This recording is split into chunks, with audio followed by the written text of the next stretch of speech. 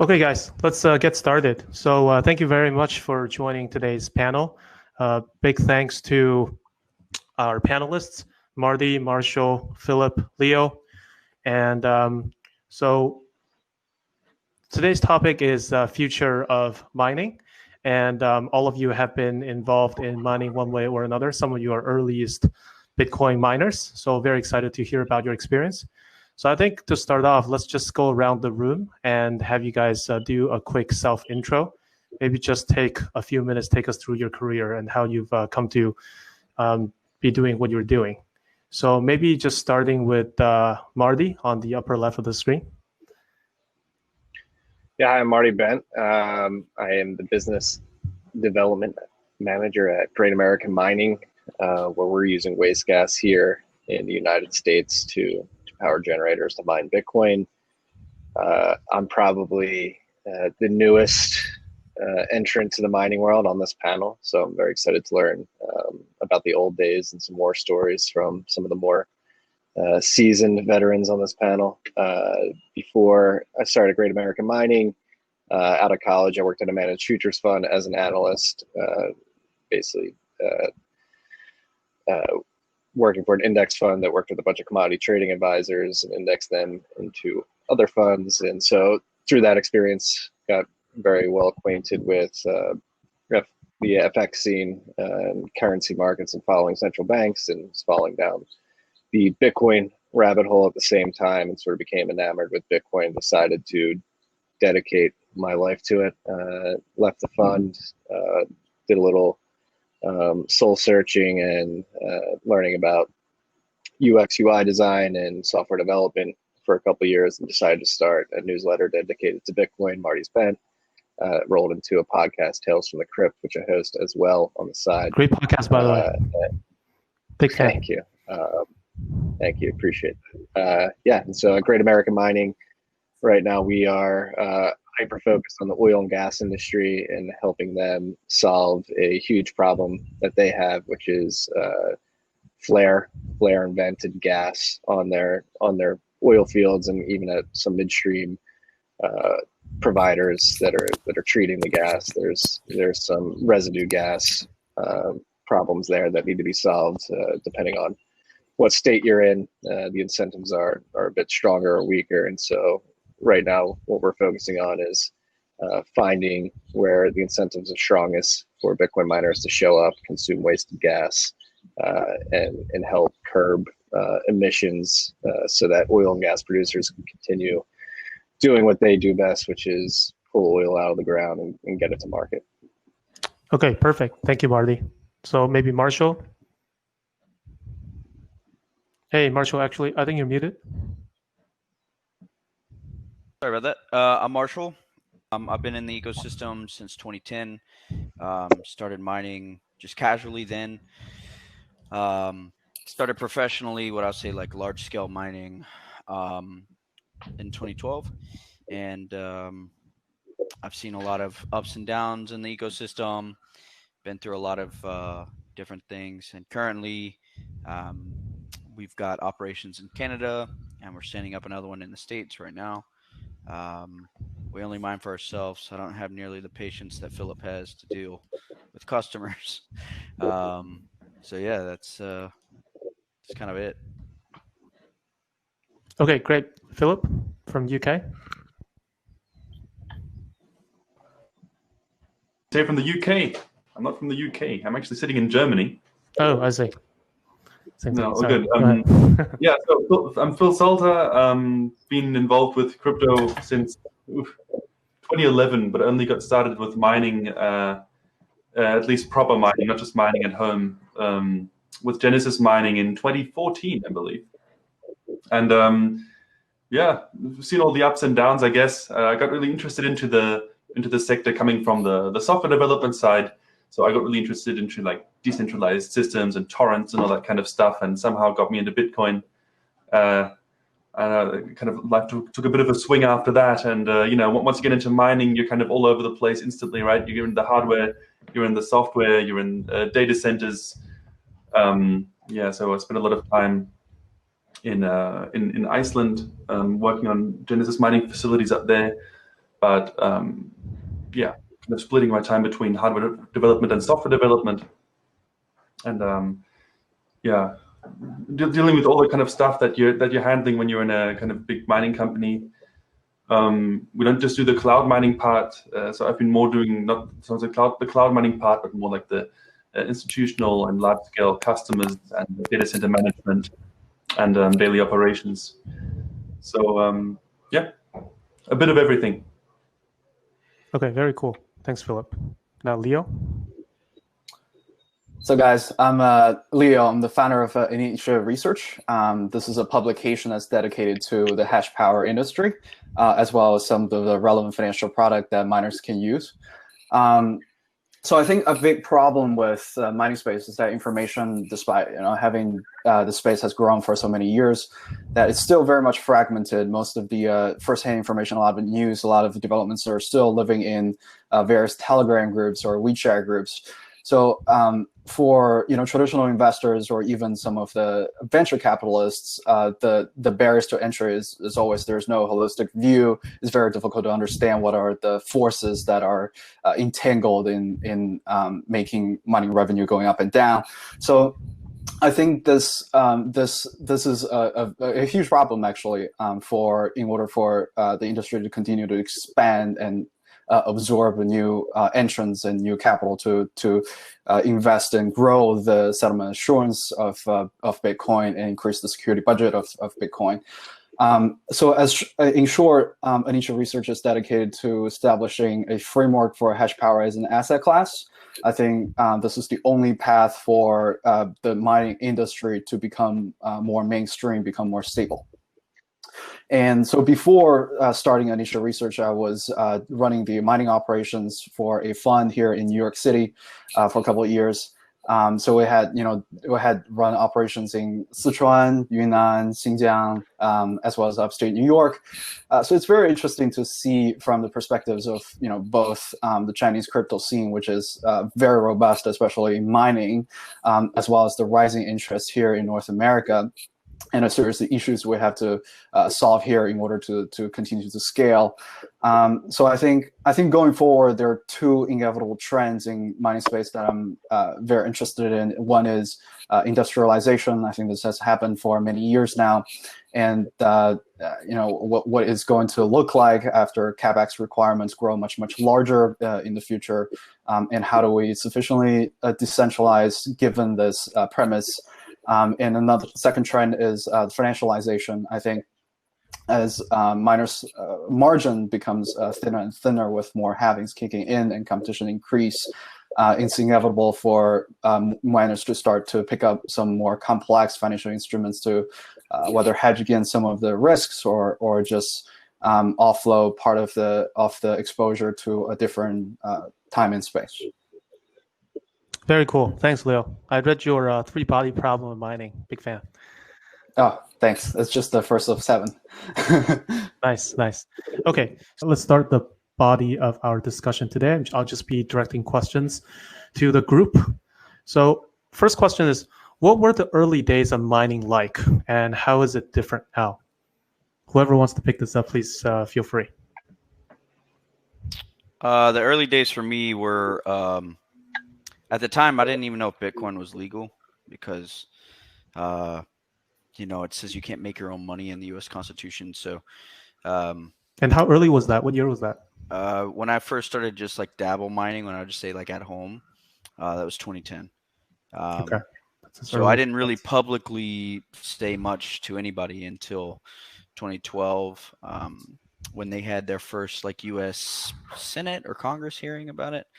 And it was pretty positive. That was the only time I've ever watched C-SPAN, and sat and watched that whole thing, and it was overwhelmingly positive. So the beginning days it was pretty secretive, but it was more of like a hobby. And then the price started to go past, $5, $10, $100, and then it kind of came off the rails. So I'm sure Philip has a unique take too. Yeah, I was living at home at that time, and I was mining with one NVIDIA GTX 260. Mining wasn't worth it at the time, that's for sure. But I mined 1 Bitcoin in half a year was worth $1, and well, I wasn't paying for the power, but I'm sure it was a loss calculated by then. No, I think mining has come a huge way. Let's talk about not like slightly more serious mining. I think the biggest change is that the new generations of hardware have been coming out slower. Like the pace of innovation has slowed. It's just because Bitcoin mining chips just started from, like, what is it, 128 nanometers or something, and they were way behind industry standard. And it took several years of ASIC manufacturing to get at least up to the current state of chip development. And now Bitcoin mining is just improving about as fast as normal chip development. Okay. And at what point did you guys participate in pooling? Maybe talk a little bit about when pooling started coming about. Yeah, the first time I mined on a pool was with Slush Pool before they had a nice overhaul. So Slush Pool 1.0. I started seriously pool mining probably late 2012.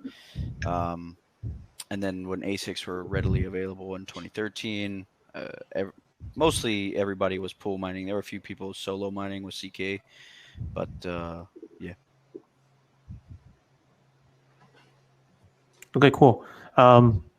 Got any war stories from your mining days, especially for the ones running a business around this?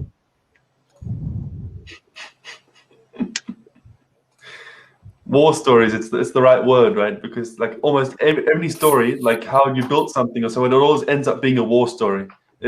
Before it happens, it's a plan or it's a project, and afterwards it's a war story. So Okay. During the GPU days, those weren't that fun. You'd try to hook up as much as possible, and you'd come home with like blisters on your fingers from all the Molex connectors. And I'm really happy that we don't do GPUs anymore. I don't know how Philip stays sane with that stuff, just because the maintenance on those things is so insane. But when the pricing would first run up in 2013, we had people sleeping on the data center floor and plugging stuff up as fast as possible. So I'm glad those days are over, though. With GPUs, it gets simpler once you spend a couple months in China and you get the right factories. So yeah, so we're producing the GPUs like specifically to our requirements, like with like server heat sinks. We've showed it in a recent video, like with server heat sinks, not the stupid GPU fans that they have on the consumer GPUs, and like integrated cases where there's not so many cables and so on. But yeah, the early days. Yeah, I remember a good one where we were building a data center in. This was still in Iceland, like a smaller facility in Iceland from 2015, and it was still like just a building. He promised that he'd put the right cooling in. So I said, intake should be here, outtake should be there, and so on. And we put all the shelves in, and everything was kind of ready. And then I think there was some Icelandic holiday and so on. They just refused to do it. And then the owner came on his own and started doing his stuff on his own, complete hack job. And he only managed to do half of the windows instead of doing the other half. So we only had an intake, but no outtake. Okay. Well, yeah. Well, it definitely sounds like we've moved past the day of band-aiding and gluing things together and moved to much more professional and industrial grade sort of setting. But mining is kind of all about the economics, right? So how do we, as a crypto economy, interpret that the hash rate reaching all-time high last week with the reward having just a few months ago? What is your take on how these two things are happening? I think it's really dependent on business model. That's why like Marty's business model is very different from mine. Philip's is different from Marty's. So for us, we mine for ourselves. And so for us, it's just a value of how much does it take to make 1 Bitcoin? How much can we sell 1 Bitcoin for? However, with Marty and Philip, they have more ways to kind of subsidize their cost. So they probably get to talk there. Yeah, it'd be great to hear perspective from Marty and Philip on how your cost gets subsidized, per Marshall's comment. Well, we sort of have a different cost structures because we're off grid, right? Our energy source is gas that would otherwise be wasted, and so that allows us to get our energy source for very cheap. Sometimes it's free. Sometimes we pay very low price per kilowatt hour for it, and sometimes, depending on the situation and where the oil markets are, we may even find ourselves in a situation where we're paid to take the gas.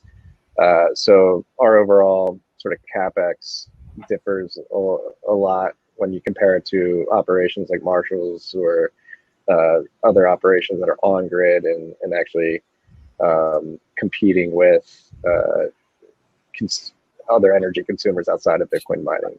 That's not to say that we don't have other variables that on-grid miners do have. So, for instance, we have to create like a very modular sort of setup and shipping container so that we can move our operations from well pad to well pad or from midstream provider to other midstream providers. And so our much of our cost is focused on acquiring the hardware and generators. So we have to get generators to these oil fields and make sure they're up and running, and that creates sort of that contributes a lot more to our overall power cost than the actual energy source. So it's just a bit different for us since we're off grid. Okay, and cool. Learning a lot of lessons about gen sets and mineral rights deals and all that stuff. So there's a bunch of stuff we've learned the last few years. Okay. Well, salvaging unused energy, right? Yeah. One other interesting model that I come to learn about in recent months is Jason Williams at Morgan Creek. I think he started, a mining facility where they produce energy by burning tires. So the destruction of tires, I don't know anything about that particular industry, but it looks like they have to burn it, and that's going to create heat so that, use it for something. So instead of taking it back to the grid, you mine Bitcoin. I see you shaking your head, Philip. Why? I think the story, it's more like a rumor, but it's probably true if it's connected to Bitcoin mining. Okay. But burning tires for coins, stacking some sats, it sounds realistic actually. But I hope no one's doing that large scale. Okay. I completely agree with what was said before about tapping currently unused energy resources is, I think, the big development that we're seeing in industrial scale mining. I think it's really interesting because, I think in the past years, people have been finding all the cheap spots for power around the world, and they've been more and more hogging the Bitcoin miners, which is great. But the industry has matured to a point where people are actually actively going out and finding new sources of energy that are currently not tapped. And like flare gas, or also going to some hydropower dams just out in the middle of nowhere somewhere. These are things that usually people don't do because they either need the stability or they need the infrastructure around it, and they can't just put a data center in a forest. Yeah. Speaking of hydropower dams, I know those are very popular in certain provinces in China because of abundance of water in those places. Can you speak a little bit about that, Leo? Because you mentioned Sichuan province a little bit earlier. Yeah. So this is actually a pretty well-known phenomenon that the hydro season is sort of a festival time for Chinese miners. So it actually, the industry sort of over the years started organized around this climate pattern. So during April to October, November is the flood season in Sichuan, Yunnan, Guizhou, these provinces in southwest. So electricity can become very, very cheap, and capacity is significantly higher during these seasons compared to dry seasons. So oftentimes we see data centers would just only host other miners during those few months. And their new machines, they set their release date, their product announcement date right before the beginning of the hydro seasons, conventions, mining meetups organized in Chengdu, which is the capital of Sichuan, right before April, March, to get as many people's interest as possible. There are other miners who use coal. In Xinjiang or Inner Mongolia, they migrate to Sichuan between April and November, and then they, put everything in the truck and move back after the hydro season ends. So a byproduct of this is that a lot of the more aggressive data center operators, they build their sites too close to the flood areas, and the rain in those regions can get pretty heavy during the summer. So sometimes we see these footages of data centers getting completely flooded and destroyed. So that's a risk for miners who are looking for cheap electricity and just get captured by that kind of advertisement without knowing the full scope of the risks. Interesting. So here's a question to miners in general. Now, some argue that proof of work is basically a way for value to be leaked from the system versus proof of stake, right? Because the miners, what happens is you run your electricity, you obtain the coins, you sell them. And the question is, how are ultimately the miners will still sort of have their economics tied to the value of the coin, right? Because that's just how they make money. How do you think miners, what are miners doing to support the ecosystem of Bitcoin instead of just being sort of transactional about obtaining the coin and subsequently selling them? What are some efforts, miners, that you're seeing in terms of supporting Bitcoin in general? I can tell you that I can speak just for my operation, but we're big believers in the tech. And so we only sell what we need to in order to cover the power costs and our overhead. Beyond that, we don't sell. We're hodlers of last resort in general. That's not everybody's strategy, but I know I'm not alone in that business strategy. So I can tell you that mining itself is an essential part of the network, but we don't hire anybody to work for us that's not like at least in some capacity, a Bitcoin holder, or doesn't at least believe in some way that Bitcoin is the future. So I think that that's a core value to our ethos, is that we're Bitcoiners at heart. We're not trying to leak stuff to fiat. So okay, it's good to know. We have a very similar mentality at Great American Mining too. We just want to cover our expenses and stack as much Bitcoin as possible.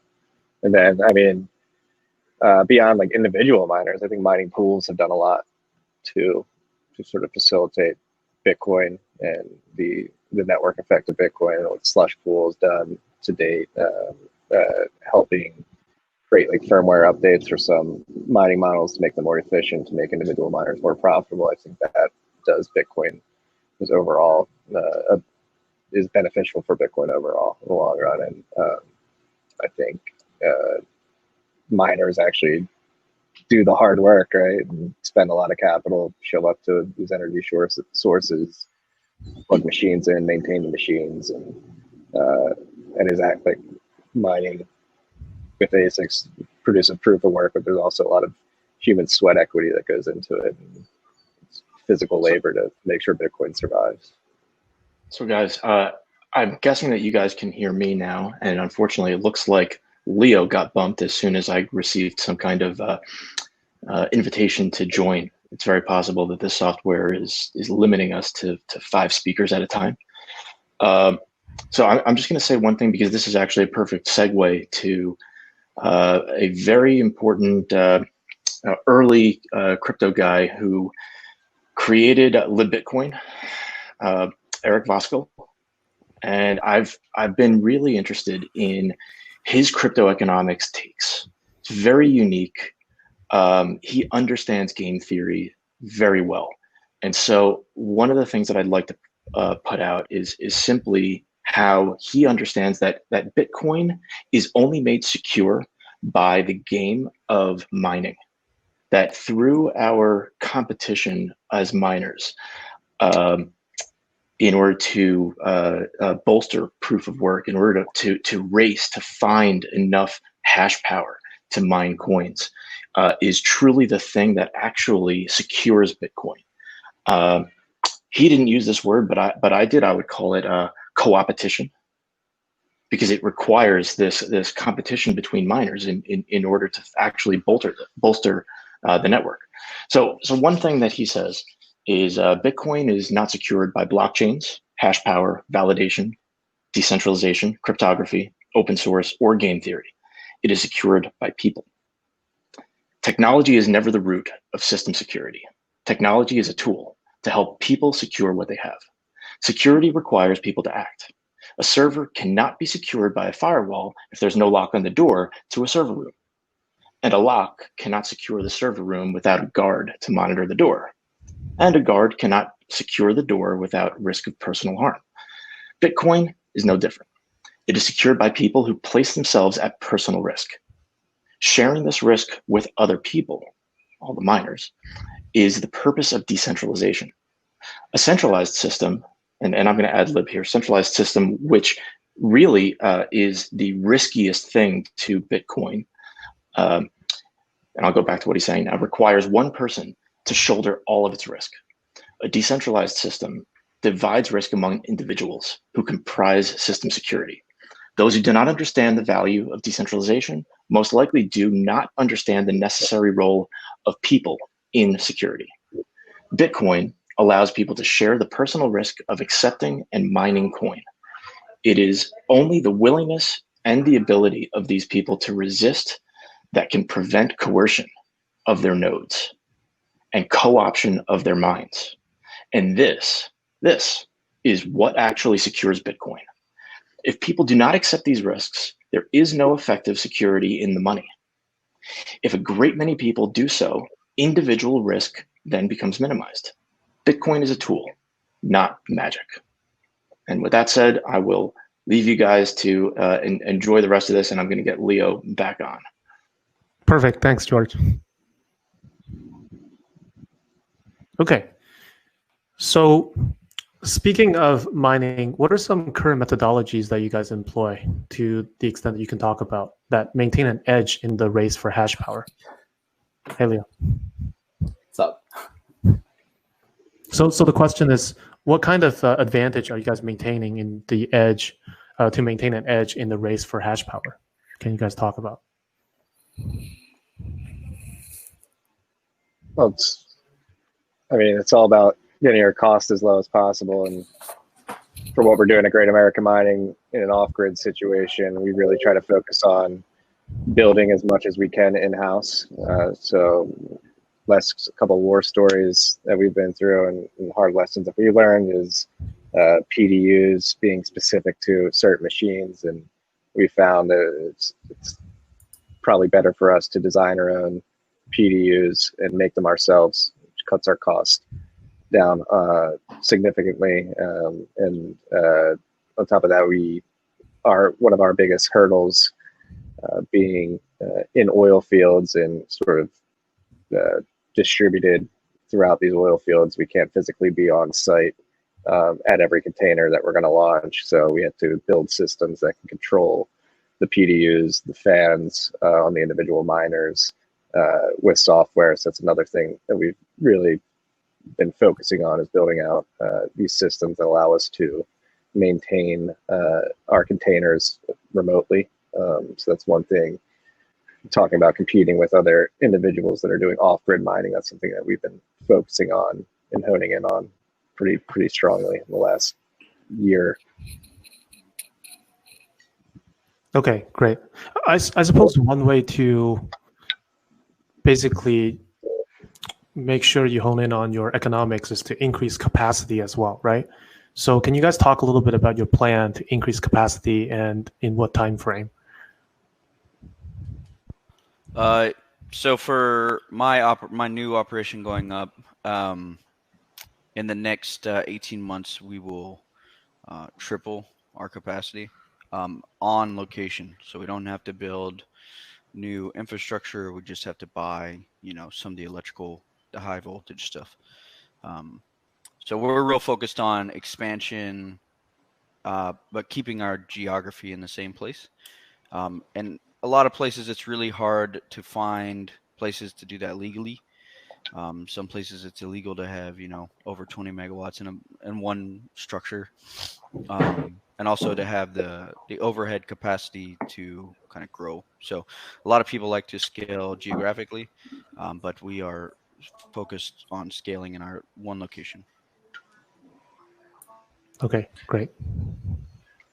Yeah, we're also we're always going in some direction. We're always growing in some direction. I can't say anything too specific, but I think it ties in really well to what Marty said earlier to the previous question. That it really depends if you can scale well, right? So I think one of the things that we've worked on the most, and that we're actually I think is one of our biggest competitive edges, is to be able to scale well. If you double your capacity, you don't want to be doubling your employees. You don't want to be doubling your manpower. You don't want to be doubling actually anything except for just like the megawatts. You want to be making sure that you can scale up from a technology standpoint, from an operational standpoint. You want to make sure that your expertise is going to the places where it's needed. People aren't optimizing something really small, even though there's a huge problem that no one's looking at yet. It's surprisingly easy once you get several locations worldwide to not have them interconnected well. I think every mining location usually has like their one mining techie guy, and he's like always on site, just like fixing everything. And management just says, "Wow, it's always working." No one really knows what he does. Try to expand that to 3 different locations in 3 different countries or continents. He's not going to be flying everywhere and doing that everywhere. So you really need a good organizational structure for scaling well. I think Marty really feels me on this, because if you've got like separated mining containers in different places, that's the first thing that you're thinking about. Okay, got it. Perfect. So, what are some very creative and extremely speculative method of sourcing energy do you wish someone would try, black hat or otherwise? What about the burning tires? Yeah. We should have had him on. One thing I would like to see somebody try, in a lot of places in China that I've been, there's very large buildings that were constructed that nobody lives in. And I think it would be super cool for somebody to find a way to tap those buildings with like a wall socket cover that you couldn't tell it was mining. And I've thought about that a lot. I think it would be really interesting from a black hat standpoint to leverage like abandoned buildings. They're just buildings everywhere. So that would be super interesting. Highly illegal, but very interesting. I love the idea. Not the illegal part, but the building idea is great. But we were always thinking about is having mining in containers on container ships, having them cooled with seawater. Not sure what the energy supply, but cooled with seawater. And if the laws change in the port where you're docked, you just drive to the next dock and go to the best power. Yeah, one opportunity that we've sort of stumbled upon and are exploring is, again, like out in these oil fields, these oil and gas companies actually contract out a lot of work to third-party contractors to do some of the maintenance and refining of the waste gas like on site. And these take a lot of generators are needed to do this. And what we found is these generators don't run at full capacity. So a 350 kilowatt generator may only be using like 200 kilowatts on site. So you can actually build like small little boxes that consume that other 150 kilowatts, and you can sort of compartmentalize that and make that very modular. And so there's these small little inefficiencies that exist that Bitcoin mining can sort of help out as well. Okay, great. Yeah, I really like the narrative that Bitcoin mining is actually using the exhaust energy that otherwise would go to waste. So this is a great way to salvage unused resources. So yeah, just to add to that, what's interesting about the oil industry in the early days is that people would only use kerosene as a replacement of whale fat, and gasoline and diesel are considered as wastes. And so they were, treated the same way as the flare gas today. So it's just a matter of like what application you can find for these chemicals. So Bitcoin can be, the default application for flare gas, another use for the oil stack. Yeah, and this narrative's sort of holistic too, right? Because if we're successful in, it's to be frankly, it's like yet to be seen. We're still pretty small, and we're trying to prove out what we're doing in the field. We're pretty confident that we'll be able to deliver, but if we are, this will create efficiencies across. So you can, obviously this year has proven that there's been a misallocation of capital in the oil and gas industry. One could argue that they poked way too many holes in the ground just because they want to get as much oil out of the ground and get it to market as possible. The more holes you poke, the more oil you can get. And what drives that misallocation of capital is that's their main revenue stream and their only revenue stream. So if you're able to sort of be confident that that's not your only revenue stream and you can use this waste gas to mine Bitcoin, you potentially poke less holes in the ground to extract the oil. And so you can have less of a misallocation of capital, potentially less fracking and oil extraction overall, because these producers can be confident that they don't have to sort of spread themselves too thin, finding oil only. They have a digital pipeline with Bitcoin mining as well. Okay, very interesting. So to what extent are you guys maintaining flexibility or taking advantage of your current setup to mine other sorts of coins? And this also includes the possibility of, say, a consensus algorithm change in Bitcoin. God forbid, right? But if there's ever some kind of state attack on Bitcoin that would require a hash function change, or let's say a consensus algorithm adjustment, how ready is your operation in terms of switching over to the new setup?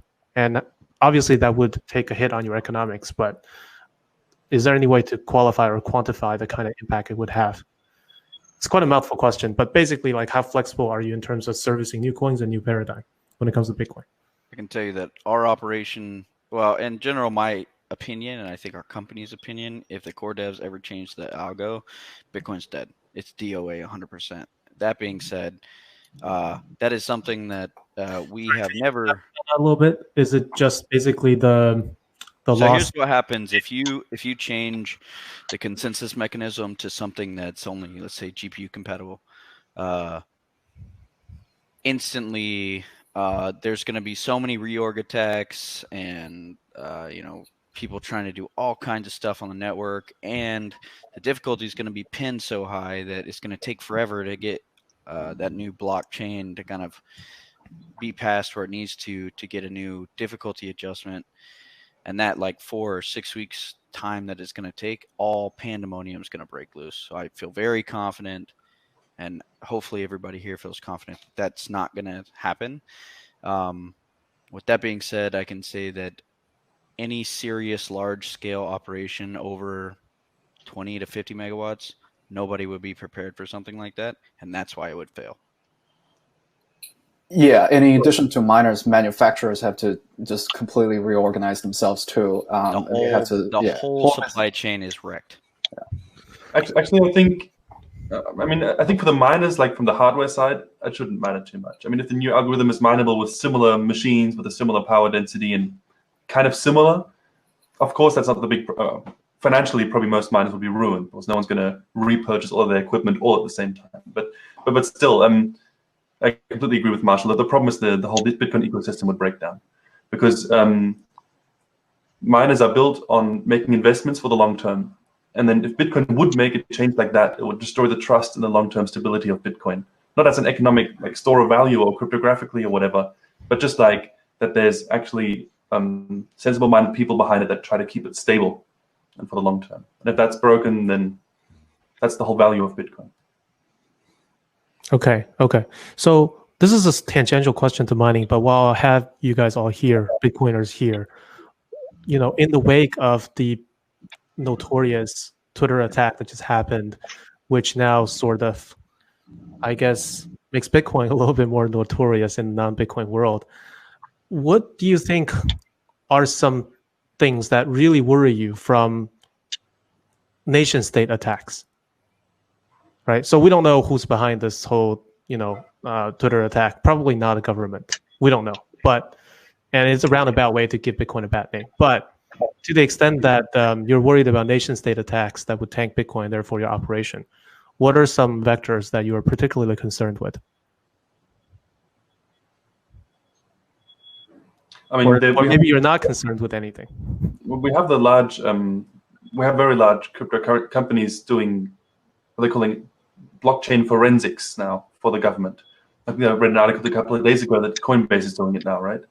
It's obviously happening. It's not a problem with it either, but it's showing that the government wants to have Bitcoin, wants to increase its traceability, and Bitcoin is perfectly suited for it too. To be honest, I'd be more scared if the government was endorsing Bitcoin more, because that would mean that it kind of got it, and it would understand how traceable it actually is if it just has the entry points into the ecosystem. So while the government is still kind of going against it or calling it evil internet money or something like this, I'm still not so worried. Okay. I'd be interested to get thoughts of the panel on this. Something I've been thinking about as more institutional money enters the space. I think mining pools could be an attack vector, like via governments. They sort of force regulations on whitelisting certain or blacklisting certain addresses, and sort of partition the network at a mining pool level. I mean, that's already happened to USDC, right? Certain addresses on USDC have been blacklisted at the regulator's request. That's a bit different because it's blacklisted on the contract level, not on the mining level. Yeah. Sure, right.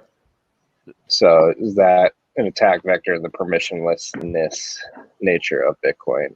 And so this is something I've been discussing on the podcast and off the podcast. That's why I think here in the United States particularly, I think it's important that Bitcoin be designated as free speech, because at the end of the day, it is a messaging protocol.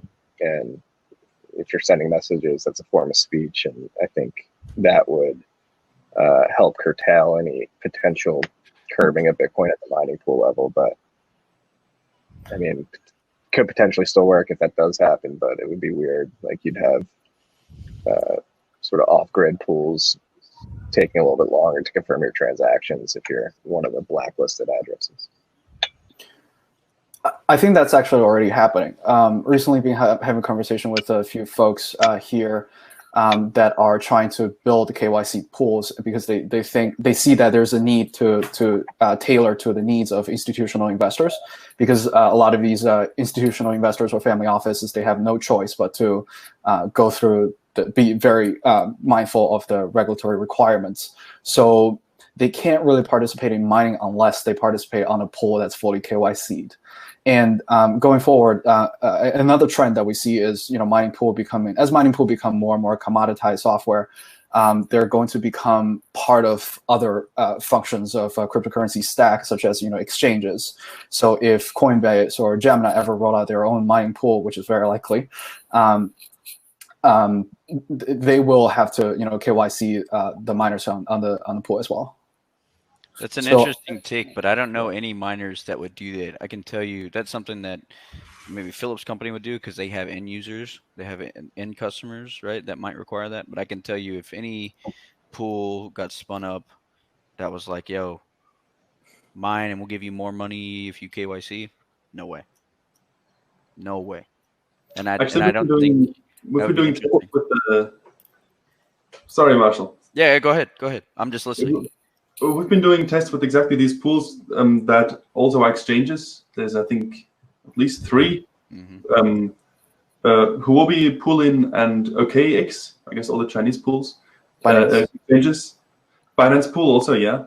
That's a little bit young, but had some trouble.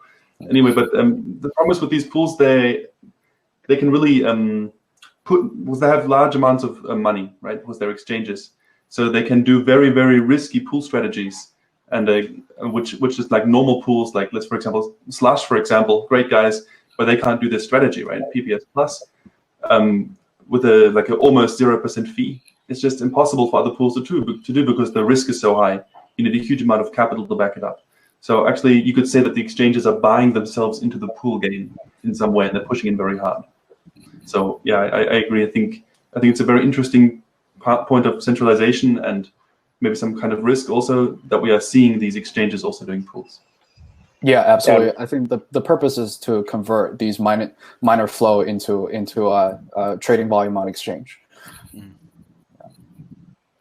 And Marshall, to piggyback on your point, like I think it would go the other way. like I don't think the KYC pools would be able to offer bigger rewards because the people on the blacklist would be paying bigger fees to the pools that will accept those transactions. So I think there is a chance for game theoretically that attempt to do that breaks down simply because of the financial incentives, like individuals in those KYC like if I have pools. a blacklisted address, I would pay like a huge fee to move some coins, and that would, that's its own kind of like just out there waiting kind of thing. Yeah, I agree with that. Okay, maybe let's shift gears a little bit. So tell us a little bit about the market for virgin minted coins. Maybe one of you guys can explain this concept for us, and then talk about whether you see this increasing. I've dealt with that.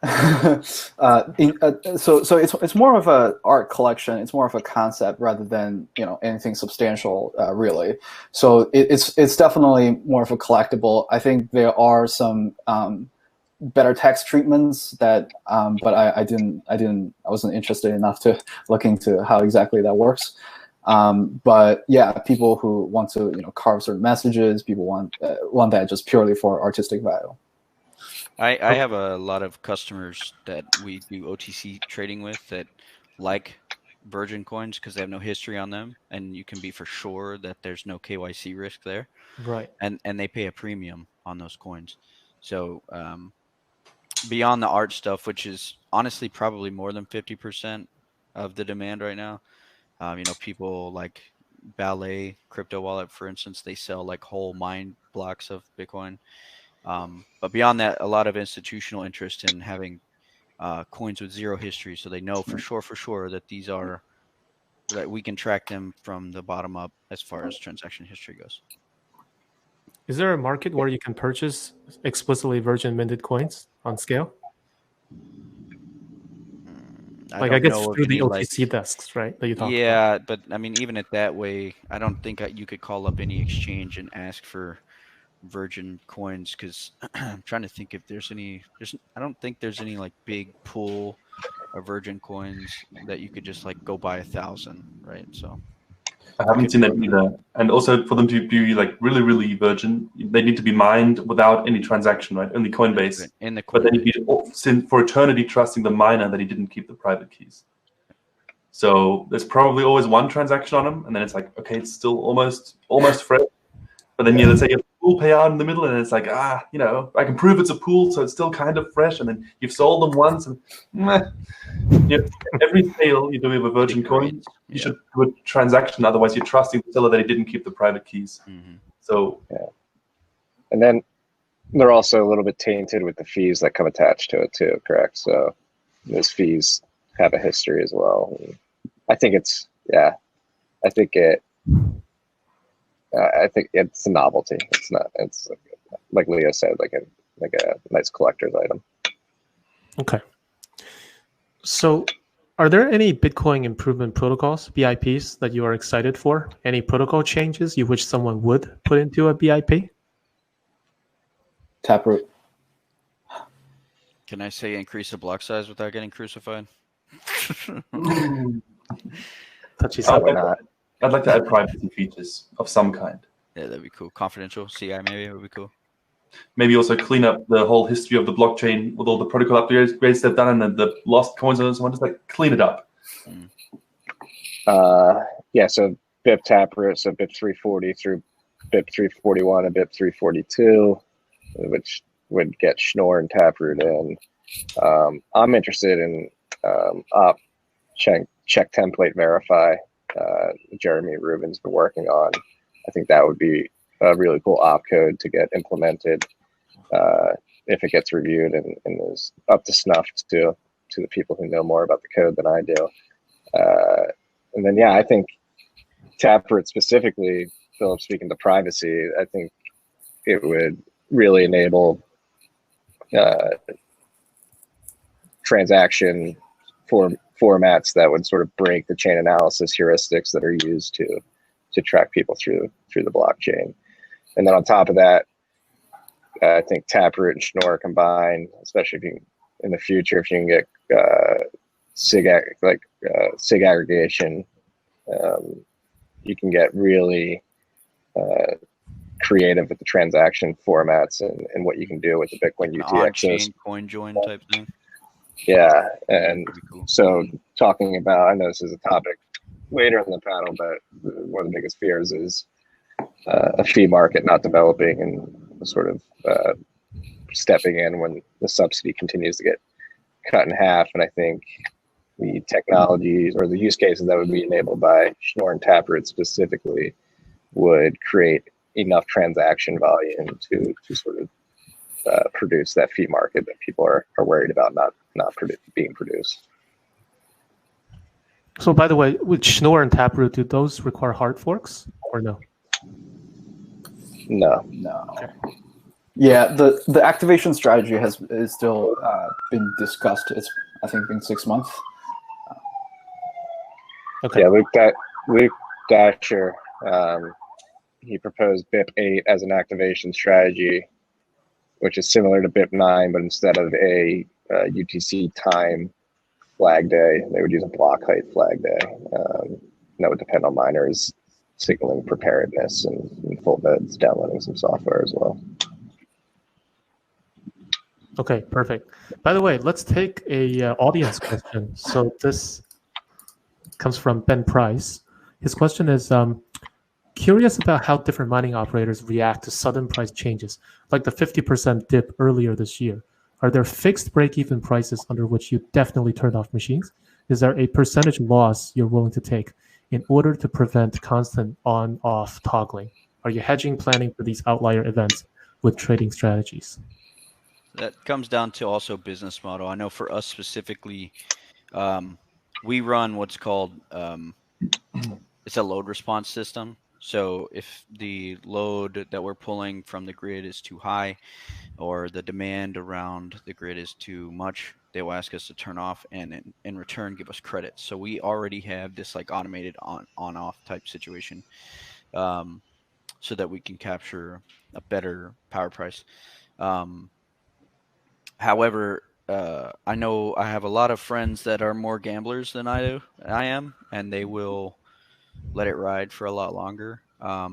So our business model is centered around how can we get the cheapest power price so that we can mine when nobody else is mining. Because if you're able to capture a big difficulty drop, like maybe 2 or 3 difficulty adjustments ago, maybe 2 months now, there was a big difficulty drop, and our operation in Canada was able to capture more Bitcoin during this time. And that's our perpetual business model. We want to run when nobody else can. However, I do have buddies who have like fully planned out trading desks that do a lot of like futures hedgings. A lot of the Chinese pools do that too. Leo probably has a lot to say on that too. Yeah, I think financialization is definitely a trend, especially after 2018, 2019. I think more miners are realizing that, oh, shit, we can't just sit long. But still, this is a very new development. I think it's starting with collateralized lending. There are some more creative solutions, such as leaseback agreements, where you basically sell your machines to a lender and they rent your machines. These are another form of machine-backed collateralized lending. So I think looking at all the history of how all the capital markets developed over time, credit is the most basic form of creating a transaction that's based on different time and space. So I think going forward, as the revenue becomes more, there are more uncertainties being introduced in the revenue, and there are less and lesser, fewer and fewer factors that you can control in the cost basis. I think more miners will inevitably turn to futures and more complex derivatives to hedge their exposure. But the problem of that is hash rate itself, the return of hash rate itself, is already a multivariate option that involves price, global hash rate change, as well as fees going forward, which is becoming more and more important. So how do you really understand, how do you really break that down and create a partial hedge for each of these variables in order to achieve a full delta hedge, as traditional convertible or call options of traders have done? I think that is a critical issue for product designs, critical issue for whoever that wants to offer this kind of product to capture miner interest. But I think this is, despite the challenge, I think this is definitely going to be done, and someone is going to try to figure out, because I'm sure the people here have talked to family offices, traditional investors about pitching for mining vehicles, and the typical response is always, oh, 100% return looks great, but what we really want is just a certain 5% return every year, and there's no way to guarantee that other than using complex hedging strategies. But that said, it's still very new. I've got one more point to add to what Marshall said. Completely agree, and I think it's also a really, really good tactic to go on the turn-off list in case there's too much power on the network. That's a perfect use case for mining, and I'm glad to see more of that happening over time. But I think it's one of the signs that shows how Bitcoin mining is being integrated as part of the power infrastructure that we're seeing. Right?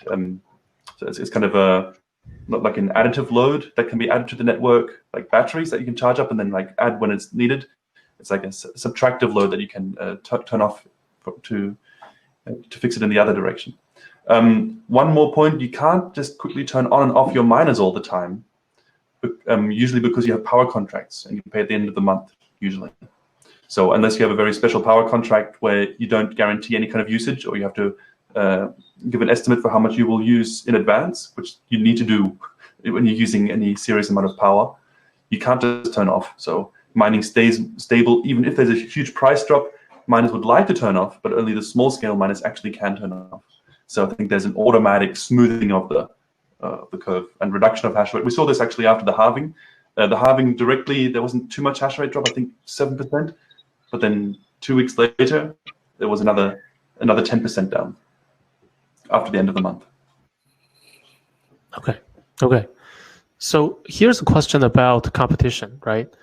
What are you seeing in terms of trends of large players and more institutions entering the space, especially considering the cost/demand for new equipment?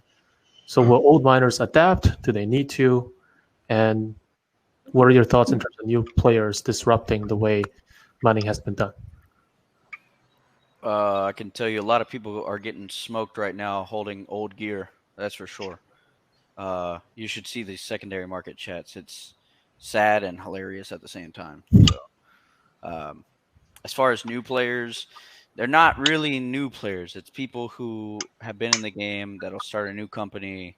There have been a lot of attempts for like bigger companies to try to mine, and they more so use it for like a tax strategy to like throw money into a depreciating asset so they can have a tax offset. The very, very large companies, like these multinational companies you hear that are mining, that's what they're doing. They're taking old gear and they're using it as a tax hole. That's just my opinion, though. Okay, great. So we got a question from Jane Wu. Do you guys see there's a chance for Bitcoin hash shifting a bit from east to west? If so, under what circumstance? And by the way, if you guys have any information about that mining farm called Layer 1 in Texas, that'd be interesting to hear because they made waves. I think there's absolutely a big chance. I think we're seeing it happening. Yeah, right now. It's happening now. Yeah, exactly. Yeah. I think there's been some, mining in Texas has gotten quite known now over the last maybe 18 months or so. And it's, what do you call it, rippling some waves through all the conferences and so on. But the big movement that we can see here, I think, is from moving out of China. It's not a move only to cheaper power prices. It is that, but it's that paired with the maturity of the mining market, not requiring you to be able to deploy the new machine in 1 week and every day counts. That's how it used to be. That's also what I said earlier. When there was a new generation of hardware out, you'd better be in the first batch of recipients, or you were basically screwed. Nowadays, you can think you have a larger horizon where you're thinking of ROI of, let's say, I don't know, a year or something, or even longer, and you know that your machines will be running for a while. And it leads to requirements to the data centers being higher, so your machines don't get so damaged so quickly. It really doesn't matter. Like, they're just going to mine 6 months anyway. It doesn't matter. Just put them anywhere. the quality needs to be improved, and the OPEX makes a higher proportion of your total costs compared to the CAPEX. So China is very fast at doing anything. Like within 2 weeks, you have a small little data center. It's amazing, but it's not going to have high quality, and it's not going to be low cost. Actually, it's just going to be fast. And so now we're seeing really the cheap regions of the world in terms of OPEX being fully utilized, because the speed, like 1 month shipping time or so on, just isn't so much of a factor anymore. Yeah, okay. I think I'd be interested to see, if you guys read that BitUda and Fidelity report that came out yesterday. They're claiming that China represents 50% of the hash rate now, or the number that's been thrown around pretty consistently for the last couple of years of 65%, and they estimate that 14% of hash rate is in North America. They did use some assumptions in that model, but I'd be interested to see if you guys think that's pretty accurate. And I can tell you 14% is low. That's for damn sure. Yeah, so over the past few years, Chinese miners are also looking for ways to move to different locations for various concerns. So that's definitely a real thing, and there are Chinese miners who come to US to look for farms.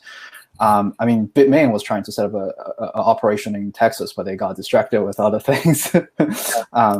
Yeah, and there are definitely people moving to Russia, parts of Central Asia. They even tried Middle East, but realize it's there's a lot of other factors that make it very difficult.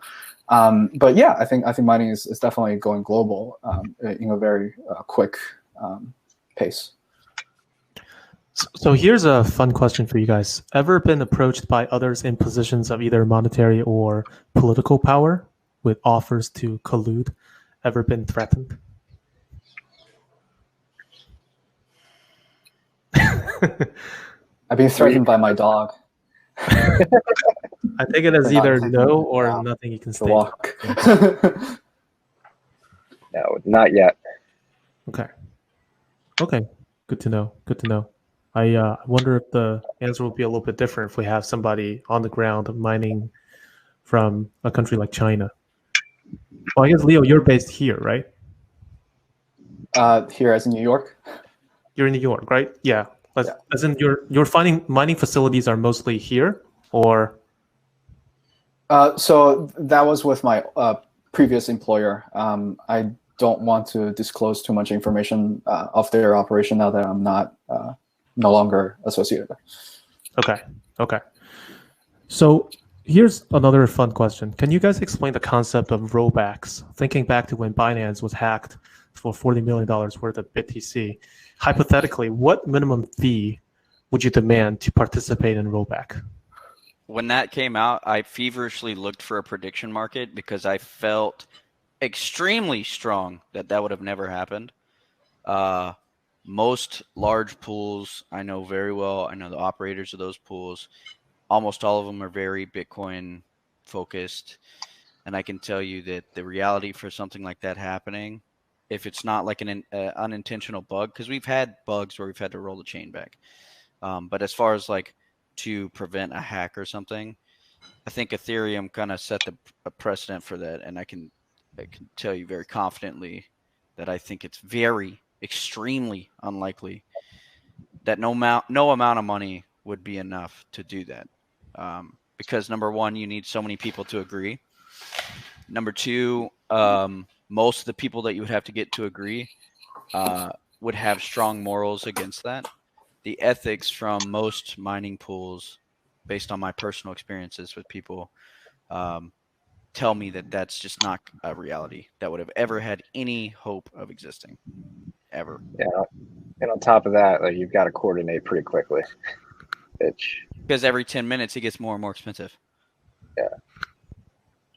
Right on. Okay. Yeah, I remember Kevin from pooling was pretty pissed when that was even a suggestion. Cool. Great to hear great to hear the mechanism is sufficiently robust to deter this kind of proposal taking hold. So let me take another audience question here. Jane Wu has another question. Will ETH turning into POS have any negative impact on your business? I don't mind Ethereum, but I know Philip's strategy is a little bit different, so I'd like to hear him. I'd like to give a kind of question. When are they changing to proof of stake? Is it in 2 or 3 years? 2 weeks. It's 2 weeks. So it was That's happening in phases. the original schedule was like 18 months after launch. I started a thread in August of 2017 that's been following the development of their transition to proof of stake, and I'm pretty confident they'll never do it successfully. Yeah. Yeah. In all seriousness, I think Ethereum mining has always been kind of waiting for proof of stake, and in some way, it's enabled Ethereum to become the de facto #1 GPU mineable coin, and that's a distinction on its own. On the other hand, it's kind of hampered innovation a little bit, or kind of stopped people investing into the ecosystem, because it always seemed like, oh, but what if they switch to proof of stake? I'm going to lose my investment in the hardware. And maybe some people that were willing to take a huge amount of risk were able to develop these ASICs for them, and then other people didn't catch up and they didn't produce too many, and so on. I think if it was clear from the beginning that they're either going to switch at this date or they're never going to switch, the ecosystem would have reached maturity much faster. And instead of Okay.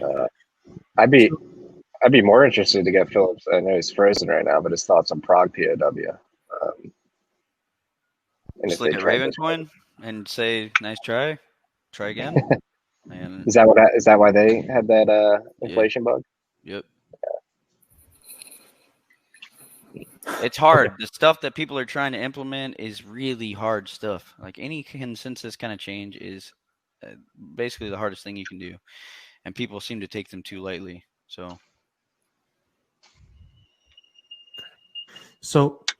Okay, so we're 10 minutes till 11 San Francisco time.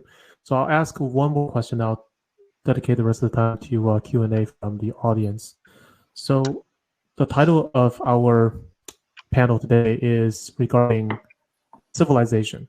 So what is a type 1, 2, 3 civilization, and where are we at today? Where did this concept come from? Could POW take us through the levels?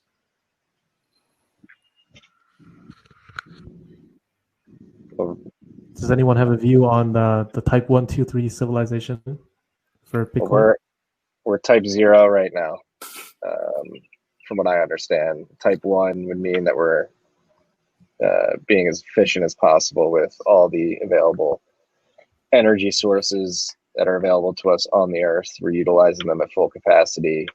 Type 2, I believe we would utilize the full capacity of the available energy within our solar system. And type 3 would be within the galaxies. These are pretty heady ideas. Is this how these are defined? Because that does sound pretty like sure. Type 0. Okay. Pretty sure. I have no idea, but okay. Interesting. Yes. Well, I guess then that's a perfect segue into this audience question by Ben Price again.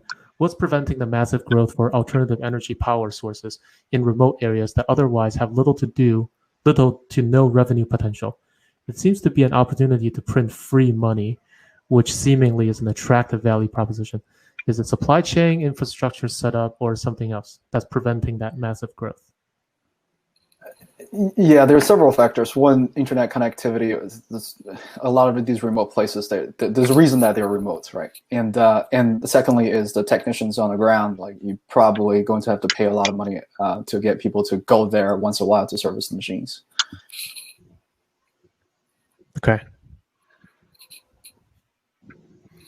Okay, so question from Sharon Dow. This is for Leo. What are the multivariants of hash rate? So multivariate just means that there involves several variables, right? It's a function of several variables that decides its outcome. So what I mean by it's multivariate is just really means the revenue that's being produced by a unit of hash power for a period of time is multivariate, right? It's decided by price, it's decided by your share of global hash rate, and it's also decided by fees, which is previously neglected, but it's more and more important as a source of mining revenue. So the consequence of that is that when you model its when you try to evaluate it with traditional option math, it becomes very complex because it's multidimensional, and a lot of the old tools that were available have to be adjusted dramatically in order to cater this kind of framework. So modeling is difficult, but not impossible. So another question from Jane Wu: are you interested in altcoin mining, those with ASICs? If not, why? If yes, any POW new coin you find interesting, and for what reason? So we used to do a lot of like profit switching for new coins and this kind of stuff. The problem we ran into is as you scale up, new coins, you tend to break them when you switch because you just have so much hash rate, you just kind of like destroy their blockchain. So then our list of like coins we could switch to just got smaller and smaller. And then we started doing a lot of merge mine stuff. We got some pools, some new stuff to do some merge mining. But the problem with adding new merge mine coins to your pool is you have to restart the node, and that causes downtime, and you never know if you're really doing it right until you hit a block. So it's pretty messy to do that. And now, I mean, the alt market is just kind of in shambles. So we right now, we don't do really any kind of alternative mining outside of what our pool allows us to do. I can second that. Yeah, it's like the number of GPU mineable coins that you could switch to just got smaller and smaller, and it's difficult. One point that I'd like to make is that new coins that come out usually try to build a GPU mining community in order to build any kind of community, which is nice. And they opt for some complicated algorithms or for scheduled switches, or like, for example, for Grin upgrading or to all these new algorithms automatically in some strange mixing factor between them. And it's making the ecosystem more complicated. And I think also I'm not sure. I like the idea of one algorithm, one coin, having stability there, having a guarantee for a longer period of time. And I think many coins are trying to get into the game and build a community and are focusing more on those kinds of, let's say, social factors than focusing on the hard technical factors. And that's then making them difficult in the long term. Yeah, absolutely agree. I think a lot of these communities have a very misinformed idea of what's decentralization of ownership. I think they think that having ASICs is just becoming too concentrated on the ownership of the coins. But most of these ASICs are the coins mined by ASICs need to be sold, right? In order for you to, especially a growing coin. In order for the older generation miners to turn profit, and these coins become later widely distributed through OTCs or on exchanges. Whereas having GPU dominant market, it sounds like okay, there are more GPU miners to have ownership of the coins early on, but you don't build this with lack of better words, like a hardware loyalty. Right? These miners will switch away the moment that price starts to drop, and whereas for ASICs, it's much harder. Okay, perfect. So we're almost at the 11 o'clock mark. Let me just throw out another question, which was related to a comment Marty made earlier. And this is a common threat to the Bitcoin community, including miners and hodlers. The question is, can Bitcoin survive on fee market alone with the constant pre-programmed subsidies that are happening to the block rewards? I'd love to hear your ideas. So I think so. This is a theory I have. It'll be proven or disproven in time as the subsidy continues to fall. But I think Jevons paradox can be applied to Bitcoin UTXOs. So Jevons paradox sort of states that the more efficient you get with a good, the most common example is actually gasoline, oil, which is funny. So the more efficient you get, it's a paradox because you'd assume that you use less of that good because you can do more with it. But what you find is that the fact that it's more efficient drives more use cases for it. And you actually wind up consuming a lot more of it. So like I said earlier, with Schnorr and Taproot, that'll allow more use cases out of Bitcoin UTXOs, and will make UTXOs more efficient within a scarce block space. So I think the ability to do more with UTXOs will drive more demand, and while they're becoming more efficient, there'll just be more use cases for them which will help develop a fee market. Again, this is just a theory I have. It makes sense to me, but it will be proven or disproven at the time. Yeah, I think there's one thing that like some game theory that plays in our favor here, and that's that the security that Bitcoin offers is proportional to the amount of users that use it, right? If there's more users that use it, fees go up, security goes higher, because there's then more mining. If less people use it, fees go down, there's less mining, and security goes down. But there's also less users. So Bitcoin, of course, technically will survive, but it's going to scale to the amount of how much it's being used. If it skyrockets and it becomes some world currency or something really, really big, and if Bitcoin is worth $1 million, security will be immense. If it ends up being some small, kind of nerdy, forgotten, let's say failed product, it'll still work. It just won't have super high security. So I think in the long term, it's kind of a self-fulfilling prophecy. So, yeah, so my view is that Bitcoin would develop into a global settlement system, but most of the transactions, intended for payments will happen on Lightning or other type of IOUs. So we can call that whole universe of that Bitcoin assets or Bitcoin derivatives, but they're like dedicated miners. The purpose would be sort of similar to charter banks that process these settlement transactions. Okay, perfect. Yeah. This would be something very interesting. I would love to host one of you guys or maybe someone on my podcast called the Blockchain Debate Podcast. I know there's plenty of people that are willing to take the other side, and possibly not from the Bitcoin community, that argue that the Bitcoin fee market alone will not be sufficient. But in any case, so great. Well, I think we've reached the 11 o'clock point. Thank you guys so much for coming on, Marty, Marshall, Leo, Philip, and for Michael Maloney, who we weren't able to get on, and then for George for co-organizing this. So we will have a networking session now. If you're still in the Hopin app watching this, you can go to the left-hand side, click on networking, and then you will be able to have 3-minute, I think it's 2-minute or 3-minute sessions with each person that comes into the networking. So you can introduce yourselves and then decide if it's worth exchanging contact information. So, well, thank you, panelists, for conveying this very useful information for the community. Thanks again. Hey, thanks. Thank you.